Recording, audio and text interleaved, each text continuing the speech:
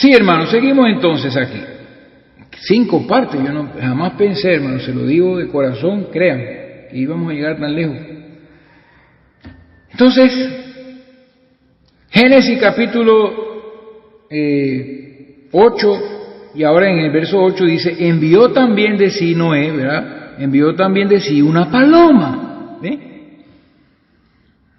Aquí, porque yo les hablé de la ciencia, ¿verdad? Hablé de la ciencia porque dice la Biblia que las cosas invisibles de Dios y su eterno poder y divinidad se hacen claramente visibles por medio de las cosas hechas.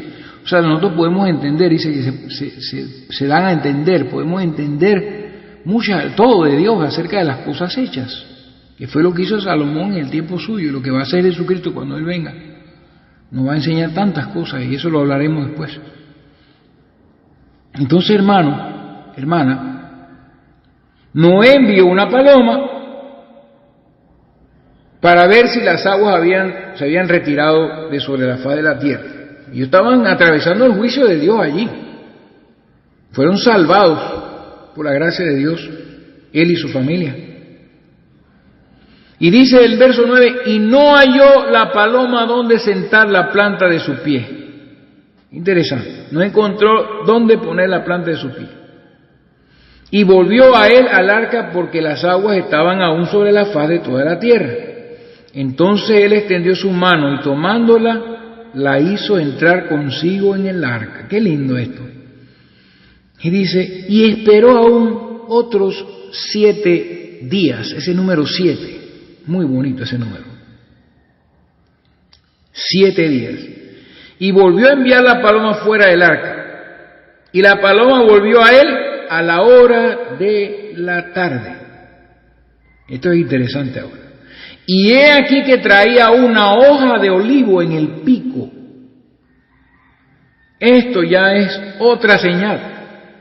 Ustedes saben lo que es el olivo, ¿verdad? El árbol de donde se cosechan las olivas, las aceitunas, de la cual se saca el aceite, que sabemos todos que es tipo del Espíritu Santo.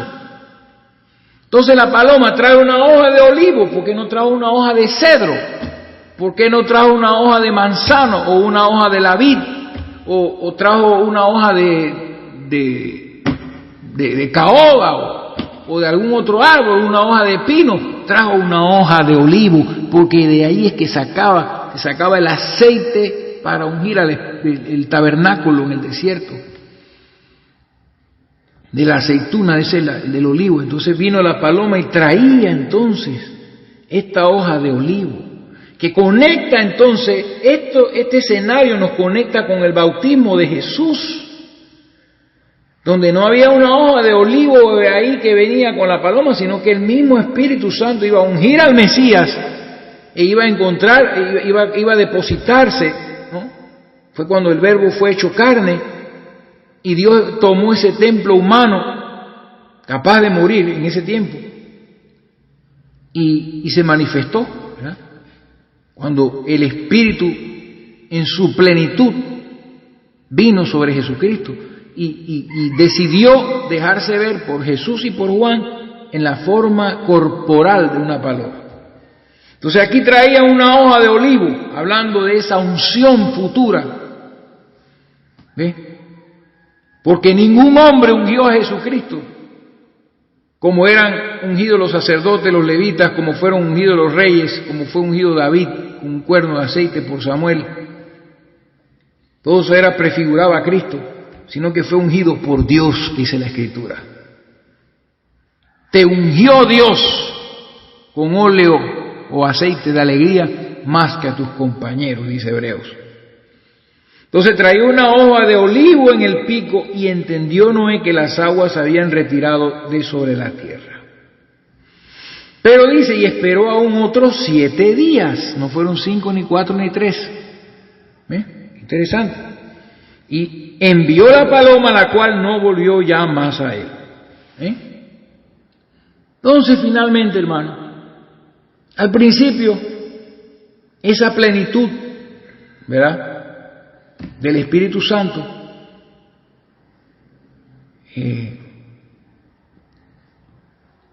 cuando atravesaron las edades del Antiguo Testamento, el Espíritu Santo venía sobre ciertas personas, sobre ciertos hombres, pero eran hombres pecadores como nosotros. Y el Espíritu Santo venía sobre ellos, Dios venía sobre ellos para hablarle al pueblo.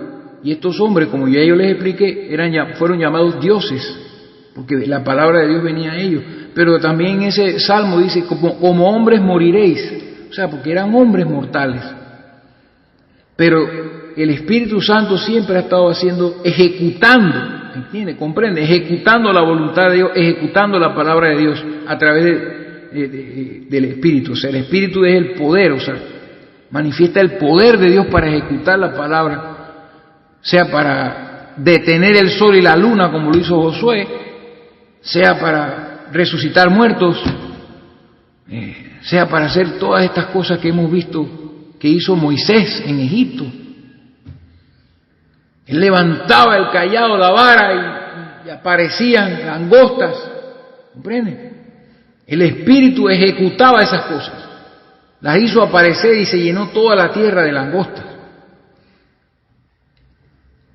Así que el Espíritu Santo manifiesta el poder infinito de Dios. Pero esa plenitud del Espíritu Santo no halló lugar en el Antiguo Testamento. Habían varios ungidos, como Moisés y todas estas cosas, todas estas personas, uno que otro por ahí, dentro del pueblo de Israel.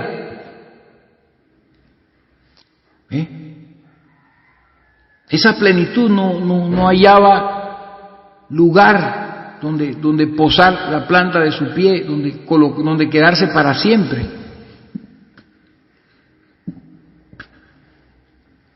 Entonces, la segunda vez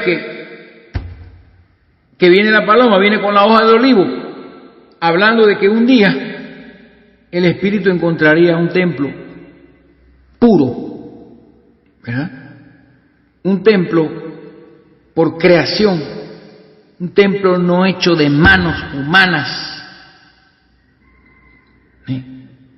un santo ser cuyo nombre fue llamado Jesús, que cuando llegó el cumplimiento del tiempo recibió la unción. Por eso ya trajo, la segunda vez, trajo la hoja de olivo, porque iba a ungir, o sea, el Espíritu Santo representado en el aceite, iba a tomar la forma de una paloma, entonces iba a entrar en esa casa no hecha de mano, en ese templo,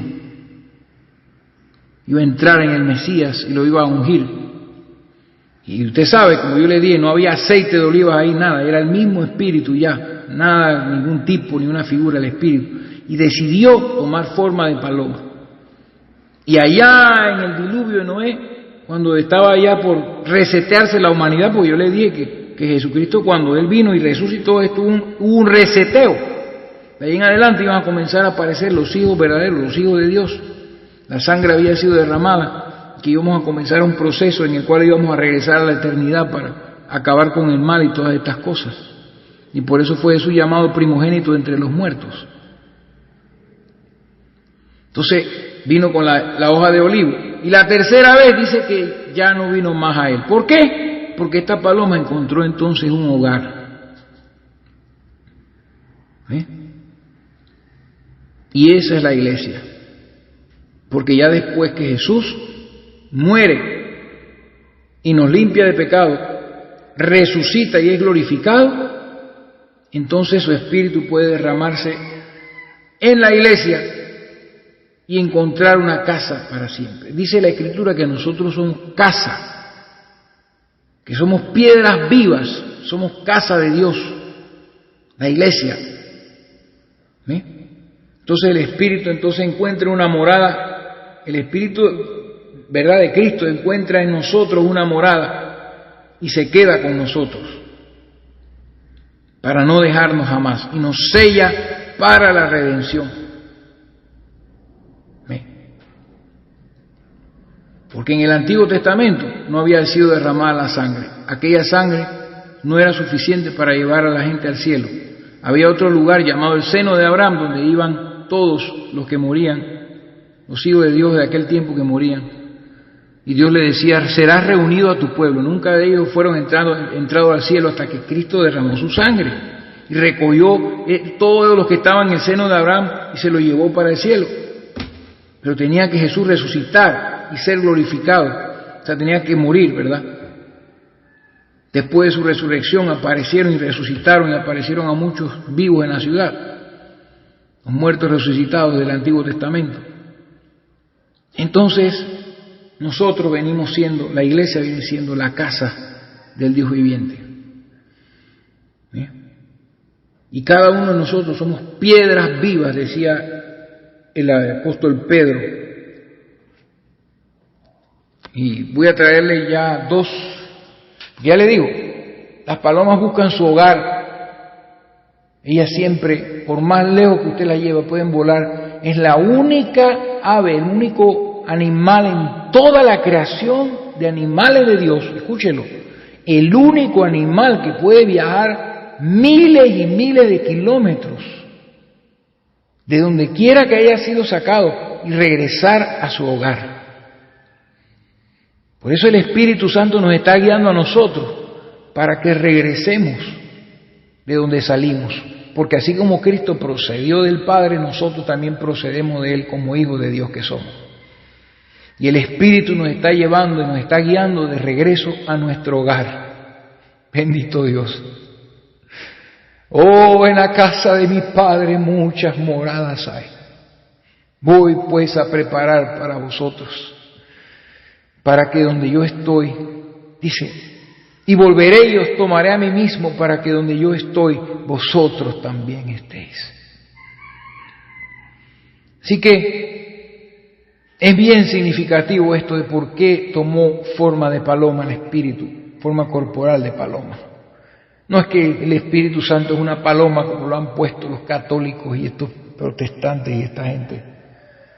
Y voy a ver si les busco esos pasajes. Voy a hacer una pequeña pausa para buscarle el pasaje este de que somos casa de Dios, o sea, somos piedras vivas.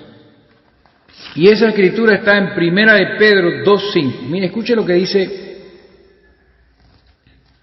dice claramente, ¿no? Y creo que le voy a buscar Efesios 2:20 también, para que ustedes vean que yo no estoy inventando nada, hermano. La paloma encontró casa y no regresó más al arca. ¿Para qué? Encontré mi casa. Entonces, Primera de Pedro, capítulo 2, versículo 5, dice la Escritura. O vámonos al verso 4.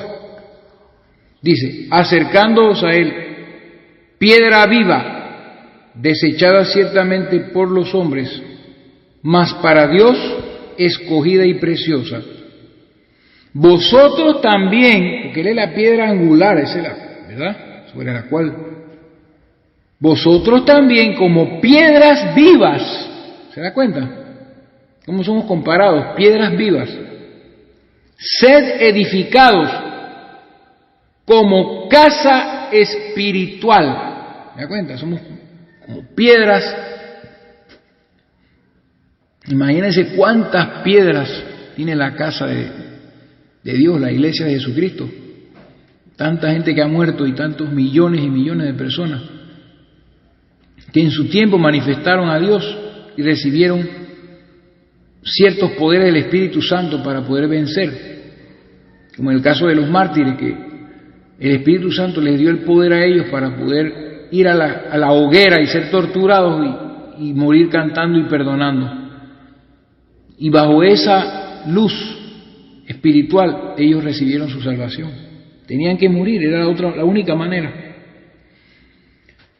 Dice, sed edificados como casa espiritual y sacerdocio santo, ¿ven? Para ofrecer sacrificios espirituales aceptables a Dios, porque todos los sacrificios, todas las oraciones, todos los ayunos, todo se hace hacia Dios, aceptables.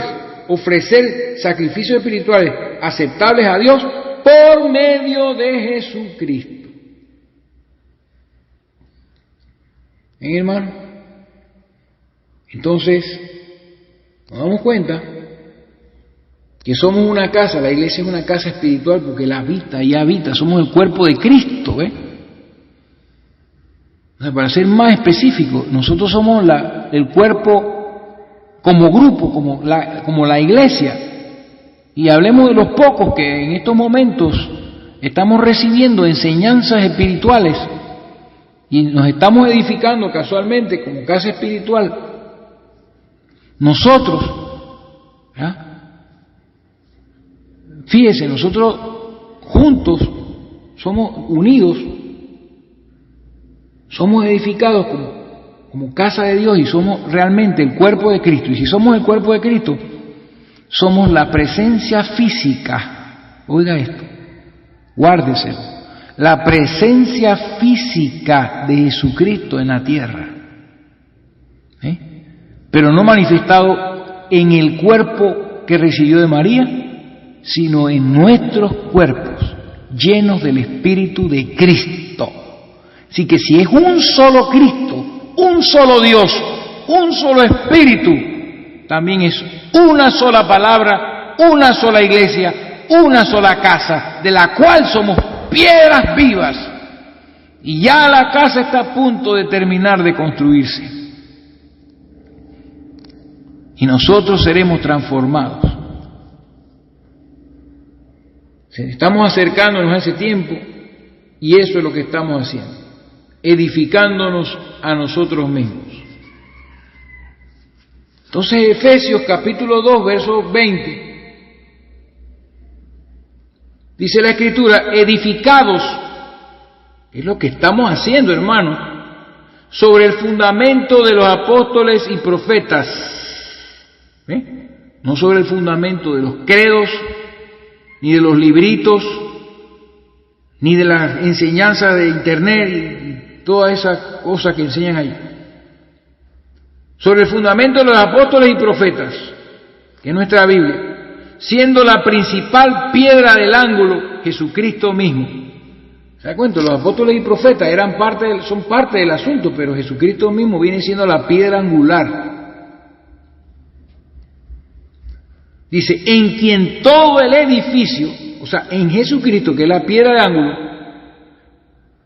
que es Jesucristo mismo, en quien todo el edificio, escúchelo bien, el edificio, estamos hablando de la iglesia, en quien todo el edificio bien coordinado, ¿usted ve? La unidad que tenemos que tener, un solo Señor, una sola fe, un solo bautismo, renuncia a todo lo que usted aprendió antes, y llegue a la palabra que es el fruto de la inspiración del Espíritu.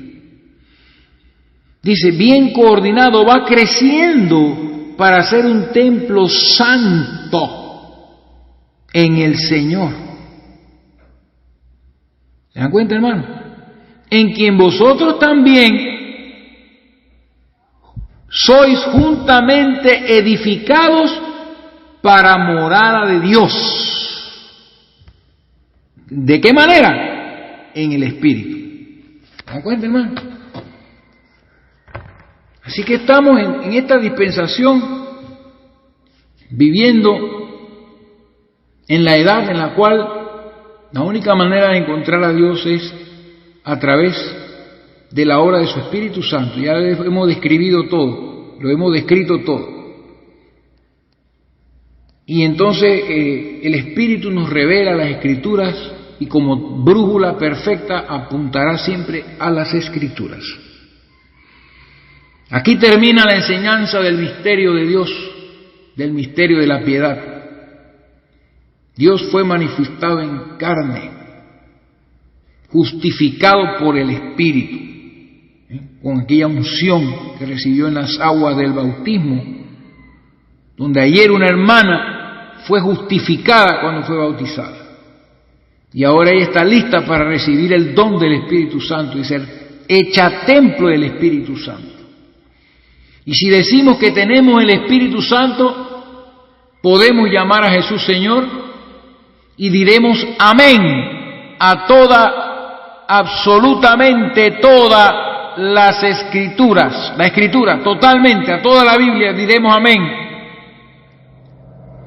Y mi trabajo y mi deber es abrirles esas escrituras y usar las llaves que se me han dado por muchos años para abrir cada parte de la escritura, cada misterio de la escritura, cada cosa, para que ustedes se vayan edificando con el mensaje, con la palabra, que en el día de hoy, el maná que usted hoy tiene que comer, porque si usted tiene el Espíritu Santo que se manifestó en forma corporal de paloma, usted no va a estar comiendo la carroña de los mensajes de otras edades, de los credos de otras edades, que si el calvinismo, que si el luteranismo, y toda clase de ismos, ni las confesiones de las reformas. Nosotros no tenemos nada que ver con la reforma. Eso pasó hace muchos años atrás. Eso fue una época por la cual todo esto, la obra de Dios tuvo que pasar, pero no era el mismo grano que fue sembrado en Pentecostés. Y lo que Dios está haciendo, hermano, en este día, es llevándonos a esa madurez. Está llegando ese grano que fue sembrado y que murió en el oscurantismo prácticamente, porque grano si no muere no lleva fruto. Y fue naciendo con Lutero como un tallito y floreció después en Wesley con la santificación. Esta es la época en que el grano que fue sembrado volverá a aparecer en la tierra, en aquel tiempo en los muchos y en este tiempo en los pocos. Y para eso, hermanos, somos llamados, para volver a ser el grano original que Jesús sembró en Pentecostés. Aunque seamos pocos, no se fijen los números, porque es el grano que Él va a cosechar. Si Él sembró un grano de trigo, es trigo lo que va a cosechar. Así que prepárese, hermano, que Dios los bendiga grande y fuertemente con esta enseñanza, y que entiendan, hermano, perfectamente que Dios no son tres personas y que el Espíritu Santo no es la tercera persona de la Trinidad, como dice el diablo, sino que el Espíritu Santo es el Espíritu que mora en nosotros y que nos anhela celosamente, que quiere morar en nosotros, el Espíritu que estaba en Cristo. Y por eso, así como Adán y Eva carnalmente fueron hechos uno, nosotros en espíritu somos uno con el Señor, a través de ese único Espíritu que se ha repartido por todas las edades, y que en este tiempo sé con todo mi corazón, no solamente lo creo, sino lo sé, nos tiene preparado algo a nosotros en algún momento. Así que, hermanos, los dejo con esta enseñanza tan larga, más larga que las otras, el bloque más largo que he hablado. Jamás pensé que iba a ser así, pero yo creo que es la voluntad de Dios, porque por ser el Espíritu Santo quien manifiesta a Cristo en este tiempo, en sus hijos, por ser la dispensación en que el Espíritu Santo es el que manifiesta a Cristo, pues antes de su venida física, y lo hace por medio de gente como nosotros. Por esa misma razón, el diablo ha levantado un falso Espíritu Santo que pretende ser el Espíritu Santo, que lleva a la gente a toda clase de cosas, menos a la palabra. Son gente que usted les dice que la Trinidad es del diablo y que la Biblia está en contra de esa doctrina, y ellos lo dicen que usted tiene demonio y tiene doctrina de error. ¿Ven? Gente que no lee la Biblia, un espíritu que no los lleva a las Escrituras, sino los lleva a los templos hechos de manos de hombre y les hace creer las palabras de los falsos profetas. Ese es un espíritu de mentira, es un espíritu de error que se manifiesta de muchas maneras, como espíritu de adivinación, espíritu de sortilegio y de augurios y de ruidos que hace la gente con su boca, y que lo que ha edificado es una iglesia satánica, apartada de la palabra de Dios, que es Jesucristo mismo. Y Él está fuera de la puerta de esos templos, esperando que alguien abra la puerta y salga de ese lugar.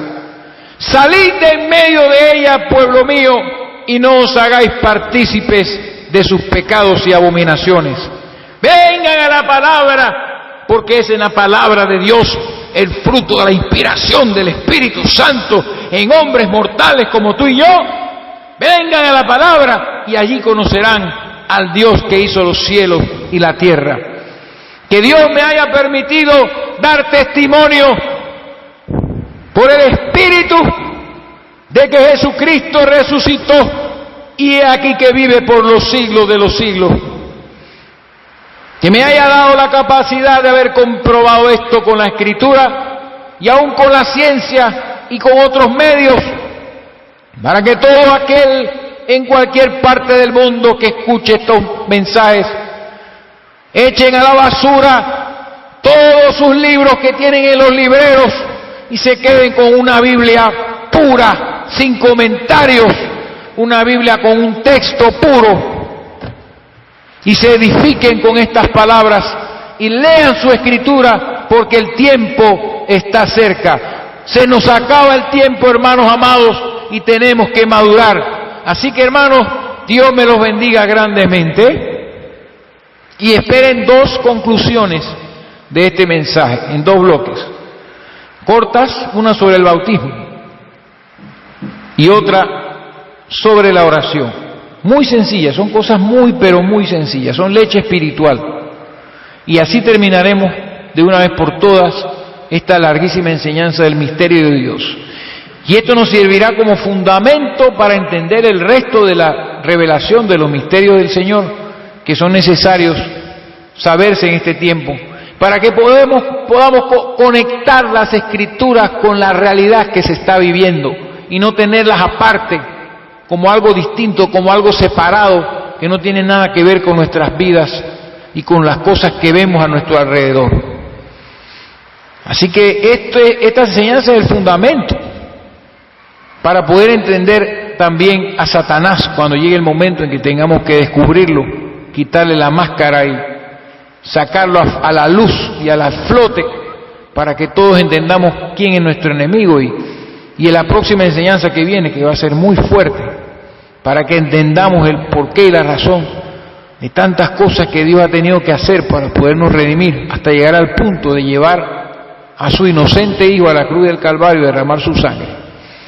Así que un abrazo a todos mis hermanos, oren por mí, hermanos, los que me conocen, que Dios me los bendiga grandemente y le dé paciencia y fuerza espiritual para edificarse con estos mensajes y poderlos escuchar todos hasta el fin, no parar de escucharlos, porque así las Escrituras que tienes en tus manos tomarán vida y comenzarán a saltar, y te darás cuenta, hermano y hermana, que la Biblia podría seguirse escribiendo, y que todas estas cosas que están aconteciendo en estos momentos de nuestras vidas estaban predestinadas. Y te darás cuenta que tú y yo somos parte de las Escrituras, vivimos en ellas, estamos anunciados en ellas, los que creemos por la palabra de aquellos. ¿Se acuerdan de Jesús orando? O no solo oro por esto, sino por aquellos que creerán por la palabra de estos. Nosotros estamos impregnados en la Escritura, somos partes de la Escritura, porque somos la palabra de Dios manifestada en hombres mortales, como en el Antiguo Testamento, por el Espíritu de Dios que mora en nosotros. Hemos sido llamados a expresar las palabras de Dios, como dice la Escritura. Si alguno dice estar en Cristo, debe andar como Él anduvo.